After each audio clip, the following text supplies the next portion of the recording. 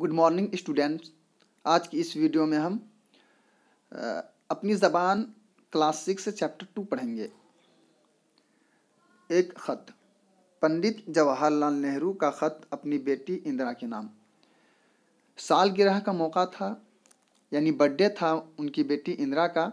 इस मौके पर पंडित जवाहरलाल नेहरू ने अपनी बेटी को नैनी सेंट्रल जेल इलाहाबाद से एक ख़त लिखा था। आइए हम देखते हैं उस खत के अंदर उन्होंने क्या कहा है और उन्होंने खत कब लिखा है। 26 अक्टूबर 1930 ईस्वी को। प्यारी बेटी, तुम्हें अपनी सालगिरह के मौके पर तोहफे और नए ख्वाहिशात मिलती रही हैं। यानी सालगिरह कहते हैं बर्थडे को, यौम पैदाइश के दिन जो होता है उसे कहते हैं। तो इस मौके पर क्या है कि वो अपनी बेटी को तोहफे तहाइफ देते थे, यानी गिफ्ट देते थे और नेक ख्वाहिशात भी देते थे। नेक ख्वाहिशात किसे कहते हैं? यानी अच्छी बातें। नेक ख्वाहिशात की तो अब भी कोई कमी नहीं, यानी हम जेल में हैं तब भी हम आपको नेक ख्वाहिशात से नवाज सकते हैं, हम आपको नेक ख्वाहिशात दे सकते हैं, क्योंकि ये दिल की बात है, दिल से हम आपको दे सकते हैं। लेकिन मैं नैनी जेल से तुम्हारे लिए क्या तोहफ़ा भेज सकता हूँ? यानी मैं तो नैनीताल जेल में हूँ, तो यहाँ पर से मैं आपको तोहफ़ा नहीं भेज सकता हूँ, यहाँ से तोहफ़ा देना मुमकिन नहीं है। नेक ख्वाहिशात का ताल्लुक़ तो दिल से है, यानी नेक ख्वाहिशात तो दे दूँगा क्योंकि इसका ताल्लुक़ दिल से है, मुझे वहाँ आने की ज़रूरत नहीं है, बल्कि मैं दिल में आपके अंदर मुंतकिल कर दूँगा। दिल से मैं आपको नेक ख्वाहिशात, अच्छी बातें बता दूँगा, आपके अंदर मुंतकिल कर दूँगा। जैसे कोई परी तुम्हें यह सब कुछ दे रही हो। मतलब क्या है कि जैसे कोई परी है, वो आपको टच करके बहुत सारी चीज़ें आपके अंदर कर सकती है, जादू कर सकती है। तो इस तरह से जो है हम आपको नेक ख्वाहिशात मुंतकिल कर सकते हैं आपके अंदर, क्योंकि इसका ताल्लुक़ दिल से है। यह वो चीज़ें हैं जिन्हें जेल की ऊंची दीवारें भी नहीं रोक सकती हैं। यानी जेल के अंदर जो बड़ी बड़ी और ऊंची ऊंची दीवारें हैं, ये दीवार भी नेक ख्वाहिशात देने से नहीं रोक सकती है। लिहाजा हम आपको यहाँ से नेक ख्वाहिशात मुंतकिल कर सकते हैं, तोहफे तहाइफ अगरचे नहीं दे सकते हैं। तुम खूब जानती हो कि मुझे नसीहत करने से कितनी नफ़रत है। जब कभी मेरा जी चाहने लगता है कि नसीहत करूं, तो हमेशा उस अक्लमंद की कहानी याद आ जाती है जो मैंने कभी पढ़ी थी। शायद एक दिन तुम भी वो किताब पढ़ो जिसमें ये कहानी बयान की गई है। यानी कहना ये चाह रहे हैं इस पैराग्राफ के अंदर कि मुझे नसीहत करना अच्छा नहीं लगता है, मैं नसीहत करना पसंद नहीं करता हूँ। हाँ, जब मुझे कभी नसीहत करने की कोई बात आती है, इस तरह से दिमाग में इस तरह के ख्यालात आते हैं, तो फिर मैं एक अक्लमंद जो इंसान है, जो एक अक्लमंद आदमी है, उसकी जो कहानी है, उस कहानी को मैं पढ़ता हूँ, उस कहानी को मैं याद करता हूँ और उम्मीद करता हूँ कि आप भी वो कहानी पढ़ेंगे। ये नेहरू जी अपनी बेटी इंदिरा से कह रहे हैं।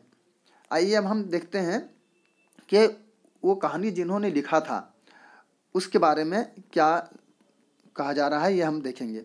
कोई 1300 बरस गुजरे के मुल्क चीन से एक सयाह इल्म दानिश की तलाश में हिंदुस्तान आया। यानी 1300 बरस, यानी बरस मतलब साल कहते हैं, यानी 1300 साल पहले जो है चीन से, यानी चाइना से एक सयाह आया। सयाह कहते हैं जो मुल्कों घूमने वाले को सयाह कहते हैं। इल्म दानिश यानी जो इल्म की बात करने वाले होते हैं, अक्लमंद होते हैं, उन्हें हम कहते हैं। तो वो कहाँ आया? हिंदुस्तान आया था। इसका नाम ह्योन सांग था। वह शुमाल के पहाड़ और रेगिस्तान तय करता हुआ यहाँ पहुँचा। यानी शुमाल बोले तो जुनूब का जो इलाका है उसे हम शुमाल कहते हैं, ठीक है। और पहाड़ और रेगिस्तान यानी जो डिसर्ट का जो इलाका है, ये सारी चीज़ों को पार करते हुए उस इलाके से होते हुए वो कहाँ पहुँचे? हिंदुस्तान पहुँचे। उसे इल्म का इतना शौक़ था कि रास्ते में उसने सैकड़ों मुसीबतें उठाई और हज़ारों ख़तरों का मुकाबला किया। यानी इल्म के शौक़ में उनके साथ जो भी मामला पेश आया, जो भी मुसीबतें पेश आई, सबको उन्होंने बर्दाश्त किया और इन तमाम मुसीबतों को बर्दाश्त करते हुए इल्म सीखने के लिए वो हिंदुस्तान आए। वो हिंदुस्तान में बहुत दिन रहा, खुद सीखता था और दूसरों को सिखाता था। यानी यहाँ ये चीज़ों को वो सीखता था, जो वो सीखा हुआ था ऑलरेडी, वो उसे लोगों को सिखाता था। इसका ज़्यादातर वक्त नालंदा विद्यापीठ में गुजरा, जो शहर पाटलिपुत्र के करीब वाक़ थी। उस शहर को अब पटना कहते हैं। नालंदा विद्यापीठ यानी एक यूनिवर्सिटी है जो शहर पाटलिपुत्र, जिसका नाम अब पटना है, उसके करीब ये यूनिवर्सिटी थी। ह्यून सॉन्ग पढ़ लिख कर बहुत काबिल हो गया, हत्ता कि उसको फाजिल कानून बुद्ध मत का खिताब दिया गया। फिर उसने सारे हिंदुस्तान का सफ़र किया, यानी उन्होंने खूब इल्म हासिल किया, और इल्म हासिल करने की वजह से उनको किस चीज़ का लक़ब मिल गया था, उसे फाजिल कानून इसका खिताब मिल गया था, यानी कानून को जानने वाले। ठीक है। इस अज़ीमुशान मुल्क के बाशिंदों को देखा भाला और उनके बारे में पूरी मालूमात हासिल की। इसके बाद उसने अपना सफ़रनामा लिखा, यानी हिंदुस्तान के अंदर हर जगह घुमा फिरा और हर अच्छी तरह से विज़िट किया और देखा भाला। उसके बाद उन्होंने एक सफ़रनामा लिखा। सफ़रनामा किसे कहते हैं स्टूडेंट्स? सफ़रनामा कहते हैं जब इंसान किसी मुल्क का या किसी भी इलाके का सफ़र करता है, फिर वहाँ जो भी चीज़ें वो देखता है, जो भी चीज़ों को मुशाहिदा करता है, वो अपनी तहरीर में उसे लिखता है, तो उसे वो सफ़रनामा कहते हैं। उस किताब में वह कहानी भी शामिल है जो इस वक्त मुझे याद आई। अब क्या है ये किस्सा? अब हम लोग किस्सा देखेंगे जो उन्होंने लिखा था। ये एक शख्स का किस्सा है जो जुनूबी हिंद से शहर करना सोन में आया। जुनूबी हिंद, जुनूब कहते हैं हम इसको जुनूब कहते हैं हम साउथ के इलाका जो है, जो साउथ का जो इलाका उसे हम जुनूब कहते हैं। करना सोन में आया। यह शहर सूबा बिहार भागलपुर के आसपास कहीं था। ह्यून सॉन्ग ने सफ़रनामे में लिखा है कि एक शख्स अपने पेट के चारों तरफ तांबे की तख्तियाँ बांधे रहता था, यानी एक आदमी था जो क्या करता था, अपने पेट पर जो तांबा है उसकी तख्तियाँ अपने पेट पर बांधे रहता था। सर पर एक जलती हुई मशाल रखता था। मशाल कहते हैं चिराग, यानी वो अपने पेट पर तांबे की तख्तियाँ बांधे रहता था और अपने सर पर चिराग जलाए रखता था। हाथ में डंडा लिए हुए अकड़ अकड़ कर चलता था और इस अजीब व गरीब अंदाज में बड़ी शान से इधर उधर घूमता फिरता था, यानी ऐसी हालत में वो इधर से उधर घूमता फिरता था। किस हालत में? कि पेट पर तख्तियाँ बांधे रहता था और सर पर शमा जलाए हुए, और फिर हाथ में लाठी लिए हुए वो इधर उधर घूमता था। जब कोई उससे पूछता कि आखिर आपने ये क्या सूरत बना रखी है, तो वो जवाब देता कि मेरे अंदर बेहिसाब इल्म भरा हुआ है, मुझे अंदेशा है कि कहीं मेरा पेट फट ना जाए। यानी वो जवाब देता था जब उससे कोई पूछता था, इसलिए मैंने अपने पेट पर तांबे की तख्तियाँ बांध रखी है, और चूंकि तुम सब लोग जहालत के अंधेरे में रहते हो, मुझे तुम पर तरस आता है, इसलिए मैं हर वक्त अपने सर पर मशाल लिए फिरता हूँ। कौन? वो आदमी कह रहा है, यानी वो जो इधर उधर घूमता फिरता था, वो कह रहा है कि मुझे डर है, मुझे तरस आता है आप लोगों पर कि आप लोग जाहिल हैं, अनपढ़ हैं, आप लोग कुछ जानते नहीं हैं, इसलिए मैं क्या कर रखा हूँ, अपने सर पर मशाल ले रखा हूँ, इसलिए मैं घूमता फिरता हूँ। हाँ, तो मुझे ऐसा कोई ख़तरा नहीं है कि बहुत ज़्यादा इल्म और हिकमत से फट जाऊँ। तो यहाँ पर जवाहरलाल नेहरू साहब अपनी बेटी से कह रहे हैं कि देखो मुझे तो कोई ख़तरा नहीं मेरे पेट फटने का, ठीक है, इल्म और हिकमत होने के बावजूद भी। हाँ, तो मुझे ऐसा कोई ख़तरा नहीं है कि बहुत ज़्यादा इल्म और हिकमत से फट जाऊँ। तो ये बात कौन? जवाहरलाल नेहरू साहब कह रहे हैं अपनी बेटी इंदिरा से कि मुझे डर और ख़तरा नहीं है कि मेरा पेट फट जाए इल्म की वजह से, इसलिए मुझे अपने पेट पर तांबे की तख्तियाँ बांधने की ज़रूरत नहीं है, और ये भी जानता हूँ कि मेरी अक्ल मेरे पेट में नहीं है, बल्कि जहाँ कहीं भी हो उसमें इतनी गुंजाइश है कि बहुत कुछ और समा सके। यानी मेरी अक्ल पेट में तो नहीं है, लेकिन हमारी अक्ल जहाँ कहीं भी हो तो, लेकिन अभी भी वहाँ पर इतनी जगह खाली है कि इसके अंदर हम और भी चीज़ों को दाखिल कर सकते हैं, इतनी इसमें गुंजाइश है, इतनी जगह भी इसमें है। और जब मेरी अक्ल महदूद है तो मैं कैसे एक अक्लमंद आदमी बनकर दूसरों को मशवरा दूं। यानी ये जवाहरलाल नेहरू साहब कह रहे हैं कि जब मेरी अक्ल बिल्कुल महदूद है, एक लिमिटेड है मेरी अक्ल, तो फिर एक मैं अपने आप को अक्लमंद आदमी बन करके कैसे मैं दूसरों को मशवरा दूं, ये ठीक बात नहीं है। इसलिए मुझे क्या है कि मशवरा देना मुझे पसंद नहीं है, मुझे नफ़रत होती है इससे। इसलिए ये जानने की कोशिश करता हूँ कि क्या सही है और क्या गलत, क्या करना चाहिए और क्या ना करना चाहिए, और इस बहस मुबाहिसा से कभी कभी कोई सच्चाई निकल आती है। यानी जब हम सही और गलत की तलाश में चलते हैं, जब हम सही गलत के दरमियान छानबीन करते हैं, तो बहुत सारी चीज़ें बहस मुबाहिसा के बाद, बहस व तकरार के बाद बहुत सारी सच्चाइयाँ सामने आ जाती है। जो चीज़ें मुझे मालूम नहीं होती वो चीज़ें मालूम हो जाती हैं।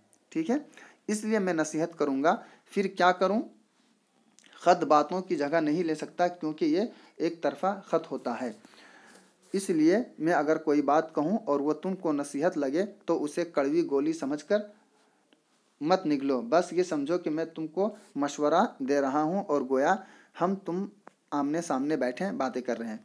कह रहे हैं कि देखो ये तो सारी बातें तो नहीं हो सकती है, क्योंकि ख़त है और ख़त में क्या होता है कि एक तरफ आदमी लिखता है और एक तरफ आदमी की ही बात होती है। तो अगर मेरी कोई बात जो मैं बात कह रहा हूँ, अगर ये बात आपको पसंद ना लगे तो ठीक है, आप जो है इसे पसंद मत करना, कोई बात नहीं है। ज़रूरी नहीं है कि आप मेरी बात को कबूल ही कर लें, लेकिन हाँ अगर कोई बात आपको अच्छी लगे तो आप जो है उसे कबूल कर लेना।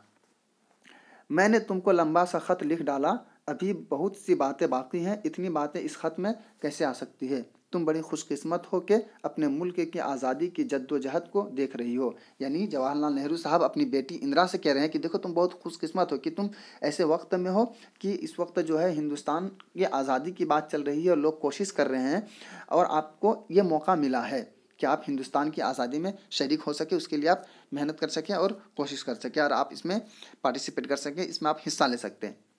तुम इस लिहाज से भी खुशकिस्मत हो कि एक बहादुर औरत तुम्हारी माँ है। यानी आपकी जो माँ है वो माँ क्या है, बहुत ही बहादुर औरत है। इस एतबार से भी आप बहुत खुशकिस्मत है। अगर तुमको कभी किसी बात में शिबा हो और या तुम किसी पर परेशानी में हो तो तुमको माँ से बेहतर साथी नहीं मिल सकता। कहने की मतलब यह शिबा के मतलब होता है शक। अगर आपको किसी बात का शक हो या डर हो, किसी बात का खौफ हो, तो फिर आप जो है ना अपनी माँ से ये सारी चीज़ें आप शेयर कर सकते हैं, अपनी माँ से आप बता सकते हैं, क्योंकि आपकी जो माँ होती है वो बहुत ही बेहतरीन दोस्त होती है और साथी होती है। खुदा हाफिज़ बेटी, मेरी दुआ है कि तुम एक दिन बहादुर सिपाही बनो और हिंदुस्तान की खिदमत करो मोहब्बत और नए ख्वाहिशात के साथ। जवाहरलाल नेहरू। तो ये जवाहरलाल नेहरू साहब ने अपनी बेटी को ये ख़त लिखा और ये लास्ट में आखिर में उन्होंने दुआएं भी दी कि आप बहादुर सिपाही बनिए और हिंदुस्तान की खिदमत कीजिए। अब हम लोग देखेंगे स्टूडेंट्स, माने याद कीजिए। नैनी जेल इलाहाबाद की एक जेल है। सयाह जगह जगह सैर करने वाला, मुल्कों मुल्कों घूमने वाला, इल्म वाकफियत मालूमात दानिश अकल समझ। नालंदा विद्यापीठ पुराने ज़माने की एक यूनिवर्सिटी जो पाटलिपुत्र पटना के करीब थी। पाटलिपुत्र मौजूदा नाम पटना है। फाजिल कानून कानून को जानने वाला, माहिर कानून। बुद्ध मत बुद्ध मजहब। ठीक है स्टूडेंट्स। अदीमुशान बड़ी शान वाला, आला। सफ़रनामा वह तहरीर जिसमें सफ़र के हालात बयान किए गए हो। शिबा शक, अंदेशा ख़तरा डर। जिहालत ना जानना, इल्म का ना होना, ना वाकफियत। तरस रहम। मशअल वह डंडा जिसके एक सिरे पर कपड़ा लपेट कर जलाया जाता है और उससे रोशनी की जाती है, या फिर चिराग कह सकते हैं। इल्म हिकमत अक्लमंदी दानिशमंदी। गुंजाइश समाई जगह, महदूद हद के अंदर, तंग। बहसो मुबासा बहसो तकरार। जिद्दोजहद सख्त कोशिश। ठीक है स्टूडेंट्स। अब यहाँ पर जो है क्वेश्चन आंसर आ गया है। अब हम लोग आगे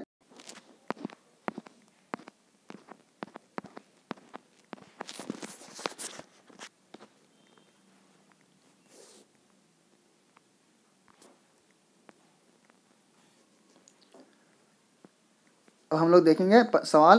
पंडित जवाहरलाल नेहरू कौन थे? जवाब, पंडित जवाहरलाल नेहरू आज़ाद हिंदुस्तान के पहले वज़ीर आज़म थे। सवाल, पंडित जवाहरलाल नेहरू ने यह ख़त किसके नाम और कहाँ से लिखा? जवाब, पंडित जवाहरलाल नेहरू ने यह ख़त अपनी बेटी इंदिरा गांधी के नाम नैनी जेल इलाहाबाद से लिखा। सवाल, जवाहरलाल नेहरू ने नसीहत करने का क्या तरीक़ा इख्तियार किया? जवाब, जवाहरलाल नेहरू ने एक अक्लमंद आदमी की कहानी के ज़रिए नसीहत करने का तरीक़ा इख्तियार किया।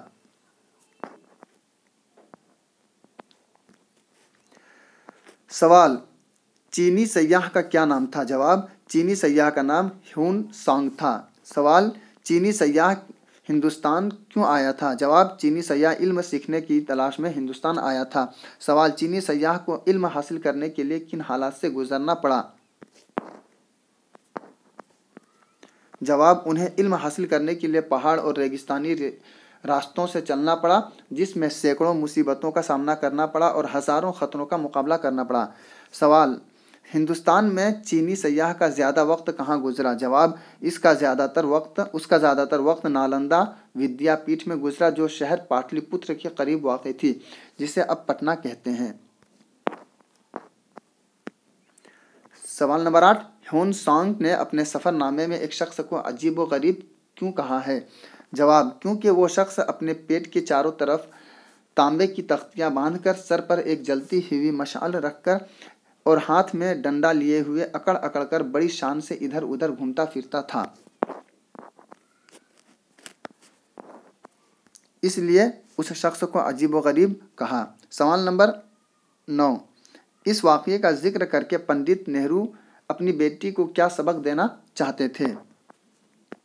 जवाब, पंडित नेहरू इस वाक़ये के जिक्र अपनी बेटी को ये सबक देना चाहते थे कि हर इंसान को ये जानने की कोशिश करनी चाहिए कि क्या सही है और क्या गलत है, क्या करना चाहिए और क्या नहीं करना चाहिए। इस बहस मुबाहिसे से कभी कभी सच्चाई निकल आती है और इंसान सही फैसला कर लेता है। खाली जगह को सही लफ्ज़ से भरिए। नेक ख्वाहिशात का ताल्लुक दिल से है। यहाँ पर देखिए नेक ख्वाहिशात भरा गया है, सिर्फ यहाँ पर क्या था, का ताल्लुक, तो दिल से है, मतलब नेक ख्वाहिशात का ताल्लुक दिल से है। चीन का एक सयाह इल्म दानिश की तलाश में हिंदुस्तान आया, तो इल्म दानिश आएगा। ह्योन सांग पढ़ लिख कर बहुत काबिल हो गया, क्या आएगा, ह्योन सांग आएगा यहाँ पर।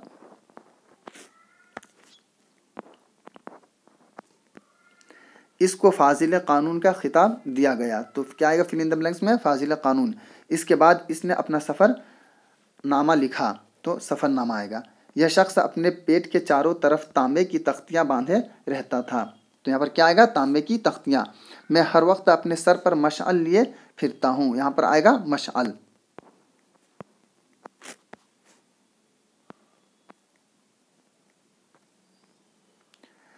अपने मुल्क की आज़ादी की जद्दोजहद को देख रही हो, तो क्या आएगा यहाँ पर, जद्दोजहद। अब यहाँ पर नीचे दिए हुए जुमलों को सही तरतीब से लिखिए। क्या है, मेरे अंदर बेहिसाब